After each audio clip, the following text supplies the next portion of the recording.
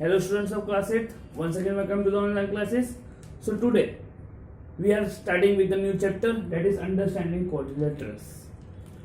So for starting of the chapter, let us start with simple curve or simple closed curve. Simple curve किसे बोलते हैं? Simply simple curve क्या होता है?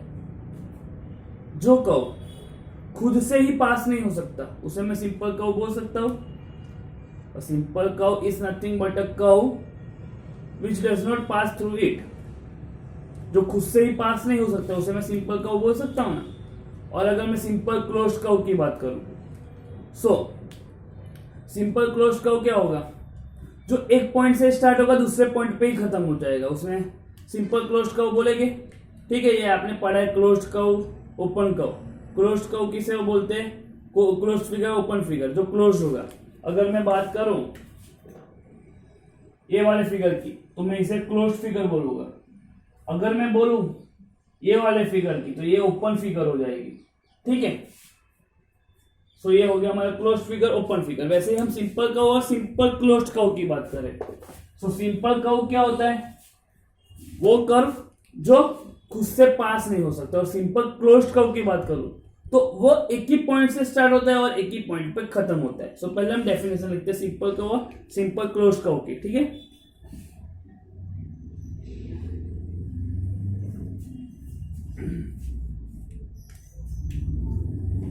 Definitions.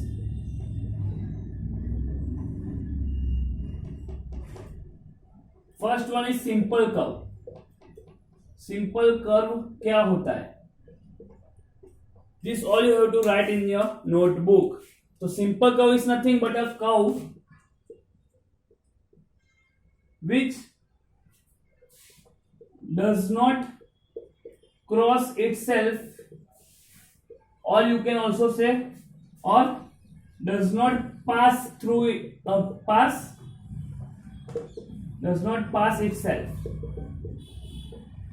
is known as simple curve.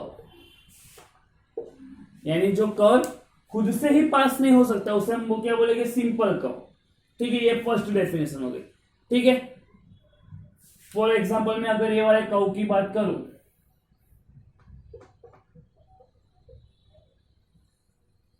तो ये खुद से ही पास नहीं हुआ तो मैं बोल सकता हूं कि सिंपल कर्व है.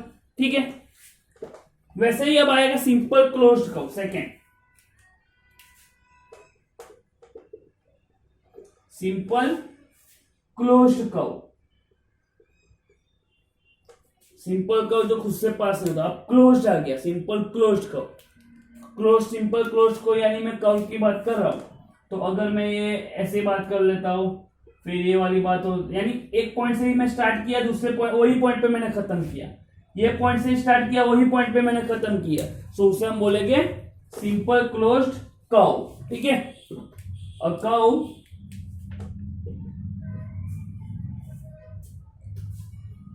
whose starting and end points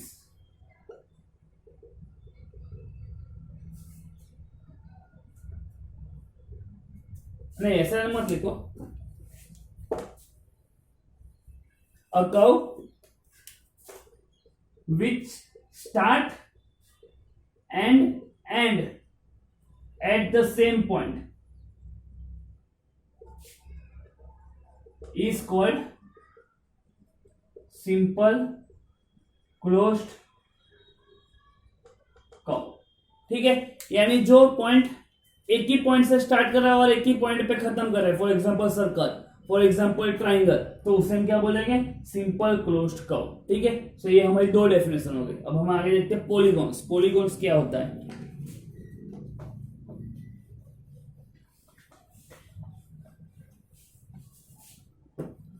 third is the polygons.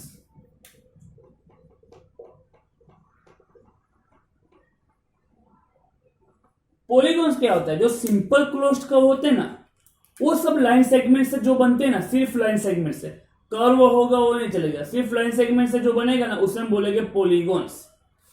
यानी हमें चाहिए सिर्फ सिंपल क्लोज्ड फिगर, एक सिंपल क्लोज्ड फिगर हो जो सिर्फ लाइन सेगमेंट से बन रही है, तो लाइन सेगमेंट से बन रही है, एक तो मैं बोल सकता हूँ कि ट्राइंगल है, एक मैं बोल सकता हूँ कि स्क्वायर है, एक मैं बोल सकता हूँ स्क्वायर है, रेक्टेंगल है। सो ये सब हमारे कैसे हो गए, पॉलीगॉन्स हो गए, ठीक है। अब उसमें डिफरेंट डिफरेंट टाइप्स के पॉलीगॉन्स आते हैं, वो हम देखते हैं बाद में, पहले डेफिनेशन लिख देते हैं। तो डेफिनेशन क्या हुई, a simple closed curve, simple closed curve made up of line segments is known as polygons, ठीक है। जो सिर्फ made up of only line segments, only add कर देना क्योंकि सिर्फ लाइन सेगमेंट से ही बनते हैं, ठीक है। यानी जो सिंपल क्लोज्ड कर्व होते हैं वो सिर्फ लाइन सेगमेंट से बनते हैं, उसे हम बोलेंगे polygons. For example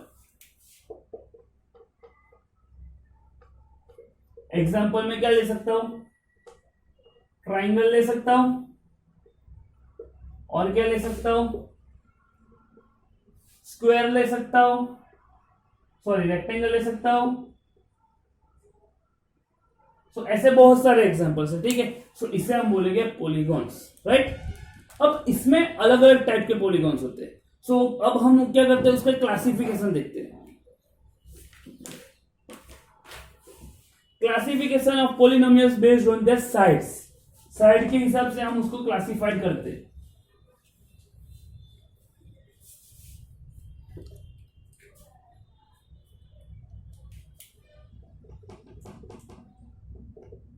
classification of polygons, ठीक है। अब अलग अलग साइड के लिए अलग अलग पॉलीगॉन होते हैं। मैं पूरा टेबल बना रहा हूं, आपको टेबल उसमें भी दिया हुआ है, बुक में भी।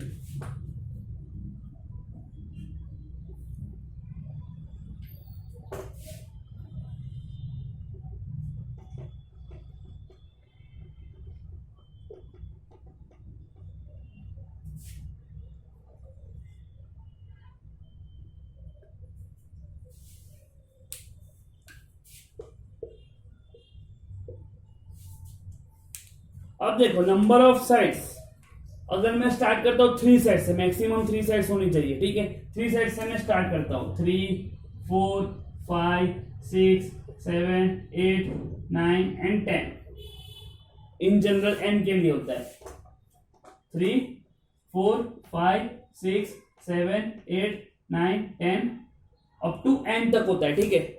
सो 3 साइड्स के लिए जो पॉलीगॉन होता है वो हमारा कौन सा होता है, ट्राइंगल। जो 4 साइड्स के लिए पॉलीगॉन होता है उसे हम क्या बोलते हैं, क्वाड्रिलेटरल। जो 5 साइड्स के लिए पॉलीगॉन होता है उसे हम क्या बोलेंगे, पेंटागन। 6 साइड्स के लिए हेक्सागन। 7 साइड्स के लिए क्या बोलेंगे हम, उसे हेप्टागन। 8 साइड्स के लिए ऑक्टागन। 9 साइड्स के लिए नैनागन। 10 साइड्स के लिए डेकागन। और n साइड्स के लिए n पॉलीगॉन, ठीक है। तो ये उसे हमने क्लासिफाइड किया on the basis of their sides. 3 sides then triangle, 4 sides quadrilateral, 5 sides pentagon, 6 sides hexagon, 7 sides heptagon, 8 sides octagon, 9 sides nanagon, 10 sides decagon and so on up to n. n sides is n polygon, ठीक है। अब triangle का shape तो सबको पता ही है, shape of triangle this is. Quadrilateral का भी कैसा होगा, ये 4 साइड्स हो गई, ठीक है। देन पेंटागन, पेंटागन में 5 साइड्स होती है। सो 1 2 3 4 5 ऐसा मैं कर सकता हूं। हेक्सागोन में 6 साइड्स होती है। सो 1 2 3 4 5 6 ऐसे कर सकते हैं। हेप्टागोन में 7 साइड्स होती है, ठीक है। सो उसमें आप बना दो 1 2, उसमें आप बना दो 1 2 3 4 5 6 7 ऐसा बना दो। ऑक्टागोन में 8 साइड्स, सो 1 2 3 4 5 6 7 8 ऐसा बना दो। वैसे ही 9 10 वैसे आप फिगर अपने बुक में देख लेना, पूरा बाद में धीरे धीरे वो सर्कल बन जाता है, ठीक है। इसलिए यहाँ पे मैं पूरा नहीं ड्रॉ कर रहा हूँ। So this is the classification. ये आपको क्लासिफिकेशन बुक में दिया है, बुक में से आपको ये नोटबुक में लिखना है, ठीक है।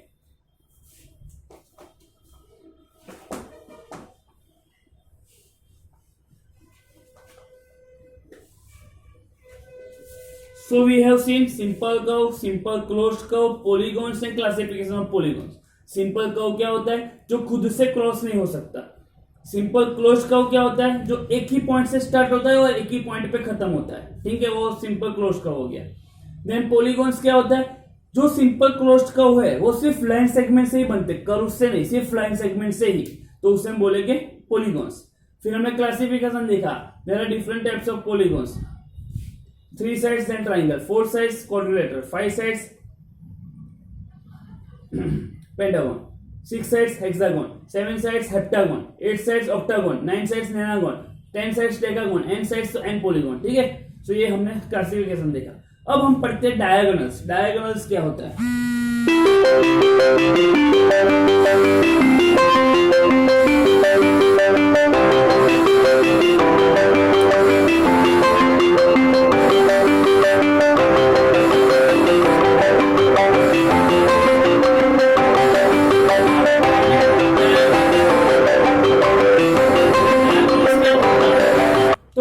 अगर मैं कोई फिगर ले लेता हूं, मैं जैसे कि एक फिगर ले ली, ये हमारा 4 साइड से यानी क्वाड्रिलेटरल हो गया, ठीक है। So this is my figure. अब अगर मैं 2 वर्टाइसिस ले रहा हूं, एक ये वर्टाइसिस और एक वर्टाइसिस, ये दोनों को मैंने ज्वाइन किया, फिर एक वर्टाइसिस ये एक वर्टाइसिस, इसको मैंने ज्वाइन कर दिया, तो हमारा क्या बनता है? वो डायगोनल्स बनता है, ठीक है। सेम वे सब जगह ऐसे ही डायगोनल्स बनते हैं। यानी अगर मैं डायगोनल्स की डेफिनेशन लिखनी है तो हम कैसे लिखेंगे उसको?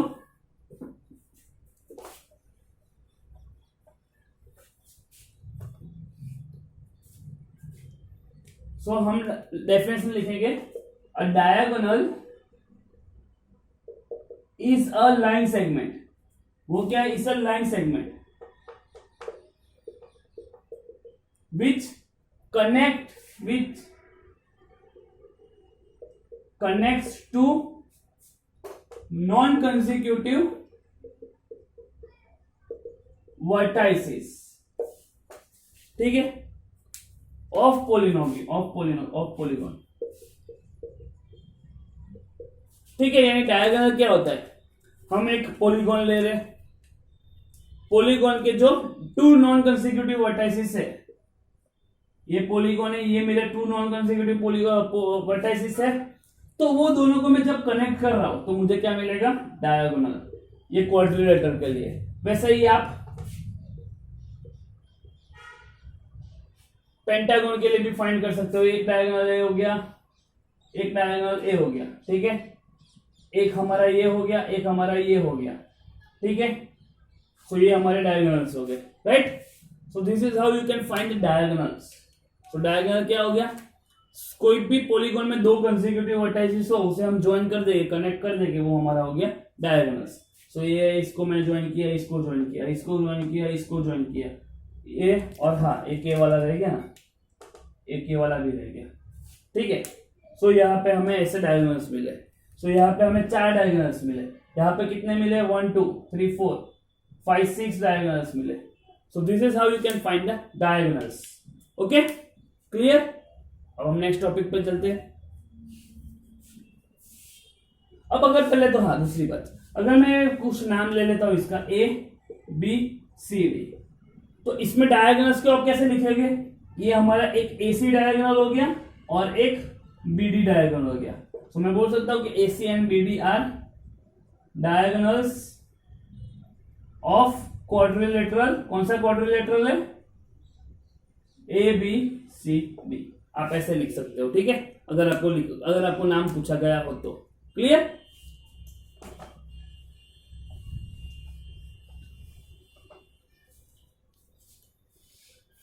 अब अगर मैं कोई एक फिगर ले रहा हूं,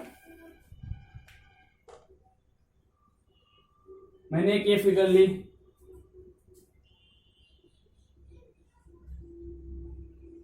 एक मैंने ये फिगर ली, ठीक है। अब अगर इंटीरियर की बात करूं तो ये मेरा पूरा पोर्शन इंटीरियर हो गया, और अगर एक्सटीरियर की बात करूं तो इसका मैं ये पूरा पोर्शन में एक्सटीरियर का हो जाएगा, जो रेड शेड है। यानी इंटीरियर जो डायग्राम के अंदर हो उसे हम इंटीरियर बोलेंगे, और जो डायग्राम के बाहर हो, शेप के बाहर हो, उसे हम क्या बोलेंगे, एक्सटीरियर बोलेंगे। यानी ये हमारा हो गया इंटीरियर और ये हमारा हो गया एक्सटीरियर, ठीक है। अब आपको कुछ पूछ सकते हैं कि आप डायगोनल्स फाइंड करो, इंटीरियर है, इंटीरियर में तो इंटीरियर में यहाँ पे यही डायगोनल्स आएगा, यहाँ पे इंटीरियर में एक डायगोनल ऐसा आएगा और बाकी का जो आएगा वो एक्सटीरियर में आएगा, ठीक है। तो आप ऐसे आपको क्वेश्चंस आ सकते हैं, ठीक है। So next,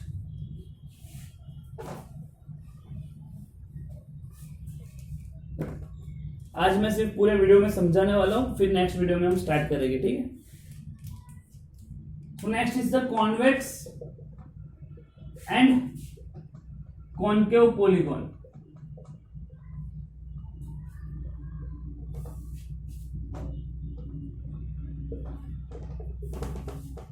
convex and concave polygon. अब एक कॉन्वेक्स और कॉन्केव पॉलीगॉन होते क्या है?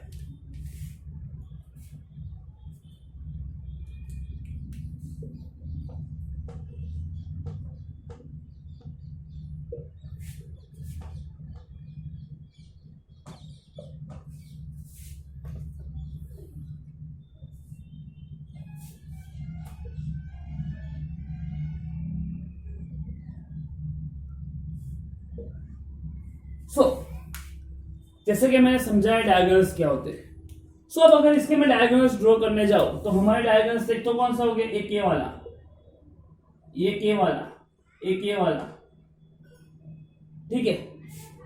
वैसे एक यहां से, एक यहां पे, एक यहां पे, ठीक है। फिर यहां से एक यहां पे, एक यहां पे, यहां से एक यहां पे, ऐसे कुछ डायगोनल्स मिलेंगे हमें, ठीक है। टोटल कितने मिल रहे हैं आप गिन सकते हो, यहां से 3 डायगोनल्स, यहां से 3 डायगोनल्स, यहां से 3 डायगोनल्स, वैसे मिल रहे हैं आपको, ठीक है। अब यहां पे डायगोनल्स क्या कहां पर होंगे, एक ये वाला हो सकता है, एक ये वाला हो सकता, सॉरी एक ये वाला हो सकता है, एक ये वाला हो सकता है, एक ये हो सकता है, एक यहां हो सकता है, एक, तो ये ऐसे डायगोनल्स हो सकते हैं, एक यहां हो सकता है, ठीक है, ठीक है। जो डायगोनल्स आपको सिर्फ इंटीरियर में मिल रहे हैं, अंदर की साइड, वो पॉलिनोमियल को हम क्या बोलेंगे, convex polynomial, sorry convex polygon. और जो हमें बाहर की साइड भी पॉलीगॉन्स मिल रहे हैं, डायगोनल्स मिल रहे हैं, तो उसे हम क्या बोलेंगे, कॉन्केव पॉलीगॉन्स, ठीक है। So let us write the definitions of this.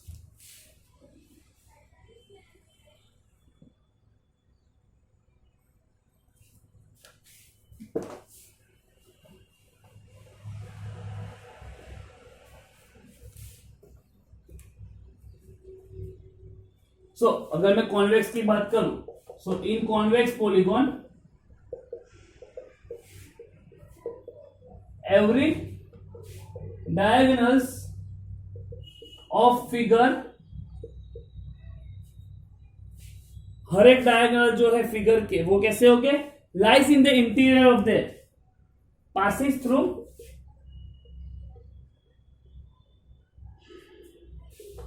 Only interior of the figure, यानी अंदर की साइड ही पास हो गए। फॉर एग्जाम्पल,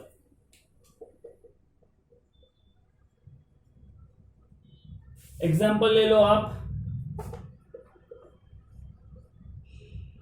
हेप्टागन, हेप्टागन के डायगोनल्स देखो कहां पर होते हैं, 1 2, यहां से 1, यहां से 2, यहां से 1 और 2, तो ये हमारा कैसा हो गया,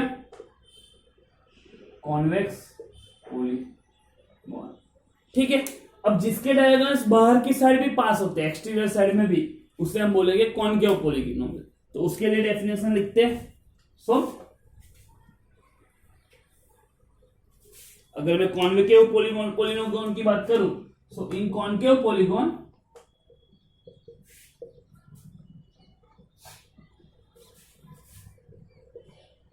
diagonals of the figure passes through exterior points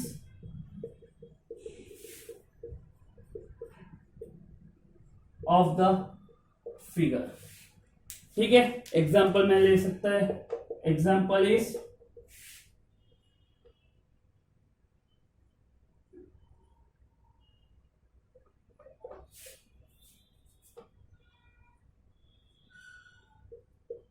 देखो, अगर मैं इसके डायगोनल की बात करूं, तो इसका जो ये डायगोनल है एक, ये वाला, तो वो कहां पर है? एक्सटीरियर के पॉइंट में। ठीक है, तो इसे हम बोलेंगे कॉनकेव पॉलीगोन।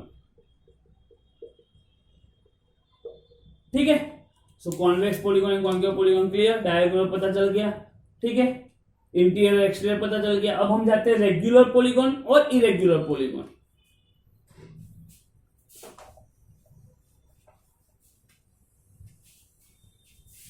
स्टार्टिंग में कॉन्सेप्ट सब क्लियर है, एकदम इजी है।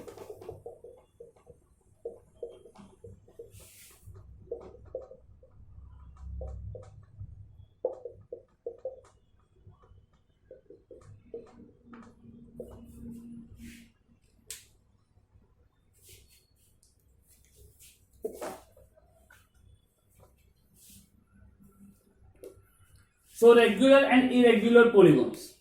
रेगुलर पॉलीगोन क्या होता है? जो इक्विएंगुलर और इक्विलेटरल दोनों होता है। इक्विएंगुलर यानी सेम एंगल, इक्विलेटरल यानी सेम साइड्स, यानी जिसके एंगल्स और साइड्स दोनों सेम हो, उसे हम बोलेंगे रेगुलर पॉलीगोन। और इरेगुलर क्या होता है? आइदर दोनों में से कोई भी एक होगा तो भी वो इरेगुलर नहीं होगा, यानी इक्विएंगुलर भी नहीं हो सकता और इक्विलेटरल भी नहीं हो सकता। ठीक है, तो उसे हम बोलेंगे इरेगुलर पॉलीगोन। सो हम इसकी डेफिनेशन लिखते हैं, कैसे लिखेंगे? The polygon which is equiangular and equilateral is known as regular polygon. Otherwise it is known as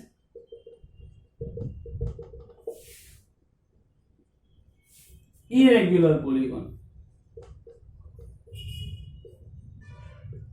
यानी इसका मतलब क्या हुआ? जो इक्विएंगुलर और इक्विलेटरल होता है वो रेगुलर है, और अगर ये दोनों में से एक भी नहीं हुआ तो वो कैसा हो गया? Irregular polygon. ठीक है, इक्विएंगुलर मतलब सेम एंगल्स, इक्विएंगुलर मतलब सेम एंगल्स, और इक्विलेटरल मतलब सेम साइड्स। ठीक है, यानी जिसके एंगल्स और जिसके साइड्स दोनों सेम हो उसे, यानी उसे क्या बोलेंगे हम? Regular polygon. और जिसके एक भी सेम ना हो, यानी आइदर एंगल और आइदर साइड दोनों में से कोई भी एक सेम ना हो, तो उसे हम बोलेंगे इरेगुलर पॉलीगोन। ठीक है,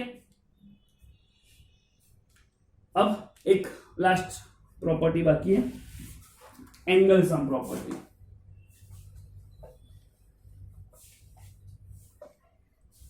उसमें आपको सिर्फ एक ही स्टेटमेंट लिखना है,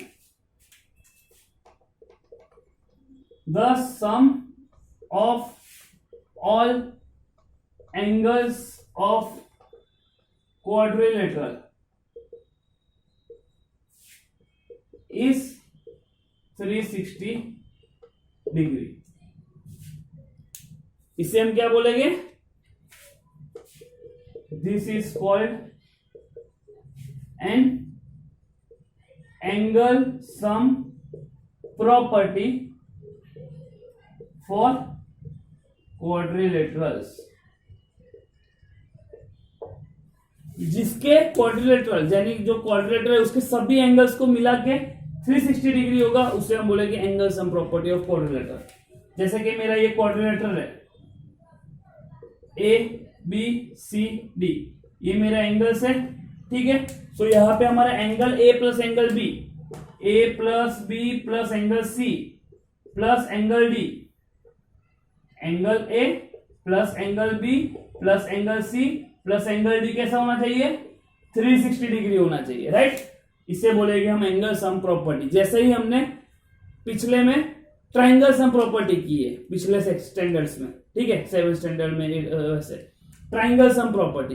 ट्राइंगल सम प्रॉपर्टी क्या होता है, ट्राइंगल का जो एंगल्स है ए बी सी तीनों का सम कितना होता है, 180 डिग्री। यहाँ पे कितना है, चारों का सम 360 degree. So this is nothing but the angle sum property for quadrilaterals. Okay, clear. अब हम नेक्स्ट वीडियो से एक्सरसाइज स्टार्ट कर देंगे। यहां तक पता चला है, ये सब आपको डेफिनेशन आपको नोटबुक में लिखनी है। ओके, सो शाम तक मुझे व्हाट्सएप ग्रुप में सेंड कर देना मेरे पर्सनल नंबर पे। ओके, बाय, जय हिंद, जय भारत।